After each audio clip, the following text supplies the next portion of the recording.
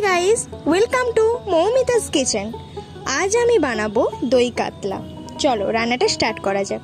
ফার্স্টে একটা কড়াইতে কাতলা মাছটিকে খুব ভালোভাবে ভেজে নেব।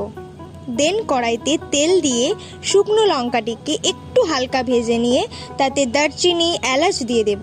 তারপর পেঁয়াজ কুচি, রসুন কুচি, লঙ্কা দিয়ে মিক্সিতে পেস্ট করে সেটিকে তেলে দিয়ে দেব। তারপর হালকা নেড়ে চেড়ে আদা বাটা, জিরে বাটা, 1 চিমটি হলুদ দিয়ে ভালো করে কষিয়ে নেব। দেন হাফ বাটি দই দিয়ে দেব। তারপর পরিমাণ মতো লবণ আর চিনি দিয়ে ফুটিয়ে নিয়ে তাতে মাছটা দিয়ে দেব। 2 কাঁচা লঙ্কা দিয়ে দেব। তারপর ঢাকনা দিয়ে আবারও একটু ভালোভাবে ফুটিয়ে নামিয়ে নিলেই তৈরি দই কাতলা।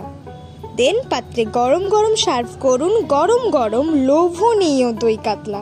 এই রেসিপিটি ভালো লাগলে প্লিজ লাইক, কমেন্ট, শেয়ার।